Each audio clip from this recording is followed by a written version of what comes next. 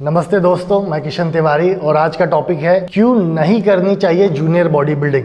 क्यों ये एक बुरा आइडिया है। तो चालू करते हैं टॉपिक। सबसे पहला पॉइंट, मैं एक स्टेटमेंट देके चालू करना चाहता हूं कि कोई भी जूनियर मिस्टर इंडिया आज तक सीनियर मिस्टर इंडिया नहीं बना। ओवरऑल टाइटल की बात कर रहा हूं। अब ऐसा क्यों? लॉजिक सोचा जाए तो जो बच्चा जूनियर में ही मिस्टर इंडिया बन गया, मींस सबसे कम उम्र में ही उसकी सबसे बढ़िया बॉडी थी, उसी ने तो सीनियर मिस्टर इंडिया बनना चाहिए था। जब इतनी कम उम्र में बॉडी है इतनी अच्छी, तो सीनियर में तो उसने बहुत अच्छा कर लेना चाहिए अगले 10-15 साल में। तो क्यों ये लोग जूनियर मिस्टर इंडिया बन के भी सीनियर में मिस्टर इंडिया में नहीं दिखते? बनना तो दूर है, कई लोग दिखते भी नहीं, वो वहां तक सर्वाइव ही नहीं कर पाते। ऐसा क्या हो रहा है? मैं आपको एक लॉजिक समझाता हूँ, ठीक है? आप ध्यान से सुनिए। होता क्या है, मैं आपको एक एग्जांपल से समझाता हूँ। मानो कि आपका जो नेचुरल मैक्सिमम पोटेंशियल है वो करीब 50% है, और आप अगर एनहांस जूनियर बॉडी बिल्डिंग करने जा रहे हो, उसका आपका मैक्सिमम पोटेंशियल 50% है। सो बेसिकली आप अपने पूरे लाइफ टाइम में 100% प्रोग्रेस कर सकते हो। बट जूनियर बॉडी बिल्डर जो होता है ना, इसको होती है जल्दी, इसको तो मिस्टर इंडिया बनना है। तो ये क्या करता है, इसका 30% ही नेचुरल मैक्सिमम पोटेंशियल अचीव हुआ रहता है, और ये जो है एनहांस की तरफ बढ़ जाता है। अब इसने एनहांस बॉडी बिल्डिंग चालू कर दी। एनहांस से ये कितना परसेंट अचीव कर सकता था? 50%। सो नेचुरल का 30 और एनहांस का 50, ये दोनों मिला के कितना हुआ? 80%। कितना रह गया? That is 20%। 20% ग्रोथ उसने अपनी पूरी जिंदगी के लिए खो दी। अब ये उसे वापस नहीं मिलने वाली। एक बार आप लंबा एनहांस खेल गए तो आपकी वो जो नेचुरल ग्रोथ होनी थी बिना किसी एनहांसमेंट के, वो अब नहीं होने वाली है। इस तरीके से कहीं ना कहीं ये जो जूनियर बॉडी बिल्डर्स होते हैं, ये अपना एक डिसेंट अमाउंट ऑफ प्रोग्रेस हमेशा के लिए खो देते हैं। और फिर जब ये सीनियर्स के साथ खेलने जाते हैं, जिन्होंने अपना नेचुरल मैक्सिमम पोटेंशियल 50% पूरा किया, अपना एनहांस 50% पूरा किया, मिला के 100% कर दिया, ये जो 20% का गैप है ना, इसी वजह से वो चैंपियन बन जाते हैं और ये रह जाते हैं। अच्छा, जूनियर बॉडी बिल्डिंग जो है ना,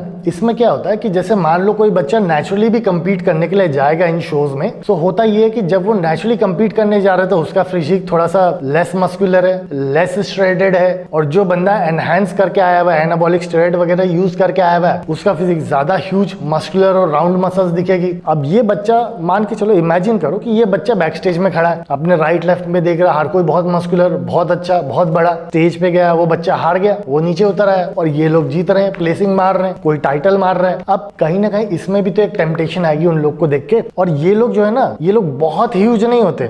इसकी फिजिक में और उन विनर्स की फिजिक में थोड़ा सा ही फर्क होता है, क्योंकि होते तो ये भी जूनियर ही है, अंडर 23। मान लो ये लड़का 21 है, वो 23 है, 2 साल का अंतर है। 2 साल में आप कितना ही मसल मास पुट ऑन कर लोगे? एनहांस होके भी आप बहुत ज्यादा मसल मास पुट ऑन नहीं कर पाते। तो ये जो बच्चा होता है नेचुरल वाला, जब ये इन्हें देखता है तो उसे वो फिजिक अचीवेबल लगती है। उसे लगता है यार मैं भी लूंगा और मेरी भी बन जाएगी और मैं भी मिस्टर इंडिया बन जाऊंगा, जूनियर वाला। सो कहीं ना कहीं इस टेम्पटेशन के चलते वो एनहांसमेंट की तरफ सोचने लग जाता है। अब सोचने लग जाता है तो क्या होता है कि वो जाता है कोचेस के पास। वैसे तो कई कोचेस इस जिम्मेदारी से कोचिंग करते हैं कि जो यंग बच्चे रहते हैं उन्हें वो मना कर देते, उन्हें वो सजेस्ट करते हैं कि आप अभी अपनी नेचुरल बॉडी बिल्डिंग कंटिन्यू करो और अपने नेचुरल मैक्सिमम पोटेंशियल को पहले अचीव करो, बात की बात बाद में देखी जाएगी। पर कहीं ना कहीं वो जो बच्चा आता है उसमें जो टेम्पटेशन होती है, एक कोच ने मना किया तो दूसरे के पास पहुंच गया, दूसरे ने मना किया तो तीसरे के पास पहुंच गया। कोई ना कोई एक ऐसा कोच उसको मिल जाएगा जो उसको हाँ कर ही देगा। अब उसकी अपनी कुछ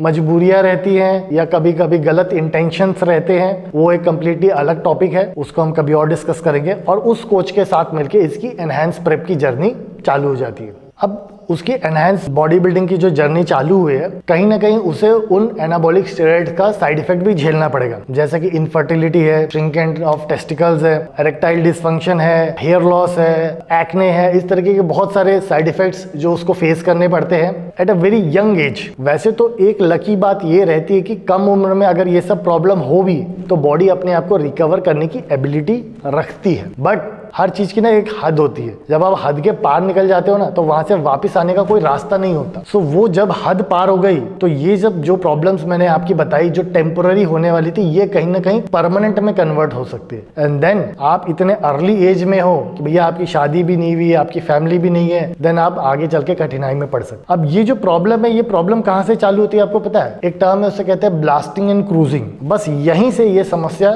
जूनियर बॉडी बिल्डिंग में भी चालू होती है। ब्लास्ट करेंगे, क्रूज करेंगे, ब्लास्ट करेंगे, क्रूज करेंगे। इसका सिंपल शब्दों में अगर आपको नहीं समझ रहा है तो मैं बता दूं कि नॉन स्टॉप आपके एनाबॉलिक्स चलते रहेंगे और कोई भी गैप पड़ेगा नहीं। ये जो है ये सबसे खतरनाक चीज है। साइकिल वर्ड का तो मतलब ही यही है ना कि भैया चलेगा थोड़े समय के लिए और फिर छूट जाएगा। सो अगर आप जूनियर बॉडी बिल्डिंग है, कृपया करके इस चीज को बिल्कुल ना करें जिसे हम कहते हैं ब्लास्ट एंड क्रूज।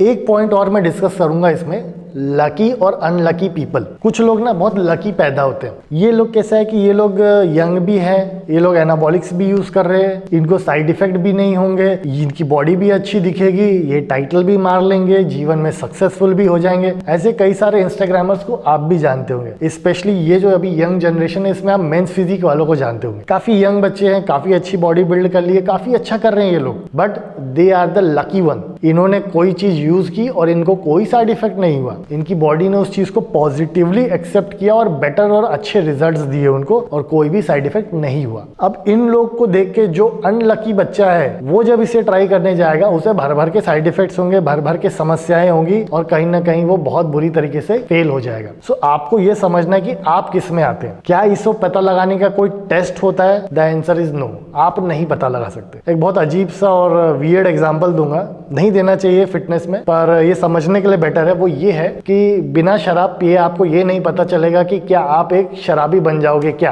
कि आप कंट्रोल में पियोगे या आप नॉन स्टॉप पीते ही रहोगे, या चेन स्मोकर्स जो होते हैं। सो अगर आप अनलकी निकले तो आपको इसमें बड़ी समस्या होने वाली है। तो आपको करना क्या है, gradually over the period of time आपको देखना है, चीजों को ऑब्जर्व करना है और ऑब्जर्वेशन के हिसाब से आगे इस चीज में बढ़ना चाहिए। अब लास्ट पॉइंट आता है हमारा, सोल्यूशन क्या है, क्या हर जूनियर बॉडी बिल्डर ने करना चाहिए। मेरी क्या एडवाइस है इन जूनियर बॉडी बिल्डर्स को? देखो, मैं किसी जूनियर बॉडी बिल्डिंग के खिलाफ नहीं हूँ। मैं बस ये चाहता हूँ कि कोई भी जो यंग बच्चा है वो गलत दिशा में नहीं बढ़े। होता क्या है ना, आप 23 साल की उम्र समझ रहे हैं, कॉलेज जाने वाला बच्चा, ये वो बच्चा होता है जिसको कोई भी चीज चकाचौंध वाली ना आकर्षित कर लेती है। इसे बड़ी सी सुंदर सी बाइक चाहिए होती है, इसे चमचमाते कपड़े चाहिए होते हैं, इसे यहाँ वहाँ घूमना है, रील्स बनानी है, कूल दिखना है। ये जो कूल दिखने का जो है ना नशा, इस चक्कर में कहीं ना कहीं वो रिस्क लेने के लिए भी रेडी हो जाते हैं। इन्हें लगता है कि मैं अमर हूँ, मैं कुछ भी कर लूंगा, मुझे कुछ नहीं होने वाला, मैं तो हमेशा जीते रहूंगा। बट ऐसा नहीं होता है, रिस्क आपको भी हो सकता है। So basically junior body builders को मेरी सलाह ये है कि ऑल नेचुरल होके ही खेले। अब खेलोगे तो क्या होगा, जो एनहांस वाला है वो तो हराएगा ही। हैव पेशेंस, धैर्य रखिए। बॉडी बिल्डिंग जो है एक धैर्य का गेम है। जूनियर बॉडी बिल्डर आप बन भी जाओ, मिस्टर इंडिया बन भी जाओ, आप मुझे ना 5 जूनियर मिस्टर इंडिया के नाम कमेंट में लिख दो, बिना गूगल सर्च किए, मैं मान जाऊंगा आपको। जानते हो 5 जूनियर मिस्टर इंडिया के नाम जानते हो? नहीं जानते, नहीं लिख सकते, क्योंकि जूनियर मिस्टर इंडिया को कोई याद रखता ही नहीं है। कौन याद रखा जाता है? Senior mister India. तो अगर आप सीनियर मिस्टर इंडिया बनोगे तभी याद रखे जाओगे। मुझे आज से 10 साल पहले भी कौन सीनियर मिस्टर इंडिया बना था वो पता था। क्यों? क्योंकि वो एक आइडल बन जाता है। पर जूनियर मिस्टर इंडिया इस साल का कौन है मुझे नहीं पता, ना शायद आपको पता होगा। तो ये जो जूनियर मिस्टर इंडिया का नशा है ना, इसको दूर रख दो और ऑल नेचुरल बॉडी बिल्डिंग करो। नई प्लेस लगी कोई दिक्कत नहीं, हार से अपन और बेटर सीखते और ज्यादा जोश आता है। जब सीनियर बॉडी बिल्डिंग की तरफ जाओगे देन आपकी जो भी चॉइस है एनहांस नेचुरल, उसकी तरफ आप बढ़ सकते हैं। अब सबसे अच्छी बात ये है कि आजकल नेचुरल कॉम्पिटिशंस भी हो रही हैं जहां बाकायदा ब्लड टेस्ट होता है। सो आप अब नेचुरल बॉडी बिल्डिंग को भी परस्यू कर सकते हैं और ये एक बहुत ही अच्छी अपॉर्चुनिटीज है आप बच्चों के लिए भी। तो आपके पास चॉइस है कि आप किस दिशा में जाना चाहते हैं। एनहांस होना है नहीं होना है ये कोई एडवाइस आपको दे नहीं सकता, ये एक चॉइस है। बट इस चॉइस को चुनने के लिए भी ना एक मैच्योरिटी चाहिए होती है, एक परिपक्वता चाहिए होती है, हिंदी में कहूं तो। वो एट द एज ऑफ 21, 22, 23 नहीं होती है। 16, 17, 18 में तो बिल्कुल ही नहीं होती है। तो इस उम्र में ये डिसीजन ना ले कि मुझे एनहांस होना है। थोड़ी सी उम्र बढ़ने दीजिए, जाओ कहीं जॉब करो, नौकरी करो, थोड़ा पैसा कमाओ, है ना। 24-25 साल में तब आप उतने परिपक्व हो पाते हैं कि आप ये अपना निर्णय खुद ले सके कि मुझे किस दिशा में बढ़ना है। और जब तक नहीं बढ़ा तब तक आप ऑल नेचुरल बॉडी बिल्डिंग करते रहो। यहाँ पे जो बॉडी बिल्डिंग के एसोसिएशंस है, ऑर्गेनाइजेशंस है या प्राइवेट इवेंट कराने वाले, उनको भी मेरी एक सलाह है कि कृपया करके या तो जूनियर बॉडी बिल्डिंग नहीं कराओ या तो कराओ तो टेस्टेड कराओ। आप सीनियर मिस्टर इंडिया की भी कभी कभी ब्लड टेस्टिंग कराते हो, क्या लॉजिक है भाई? अरे आप जूनियर की कराओ ना, ये जो बच्चे इन्हें खराब होने से, इनका शरीर खराब होने से रोको आप। जो सीनियर है वो तो मैच्योर्ड है, वो सोच समझ के अपने डिसीजन ले सकते हैं, पर ये जो बच्चे हैं ना, ये कुछ भी किसी भी दिशा में, गलत दिशा में बढ़ सकते हैं। सो जितनी भी टेस्टिंग पे आपको पैसा खर्च करना है ना, इन पे करो आप। और प्राइवेट शो तो ऑलरेडी इनसे टेस्टिंग का पैसा ले लेते हैं, विच मेक सेंस, ताकि ये कॉम्पिटिशंस नेचुरल रहे और जो हमारे यंग जनरेशन है, यूथ है, वो फिट रहे, स्ट्रांग रहे। ये टॉपिक थोड़ा सा कंट्रोवर्शियल था, पर फिर भी मैंने कोशिश की है चीज़ों को क्लैरिफाई करने की। आप किसी पॉइंट से नहीं अग्री करते हैं, डिफर करते हैं, या आपका कोई सजेशन है तो मुझे कमेंट बॉक्स में ज़रूर बताएं। धन्यवाद।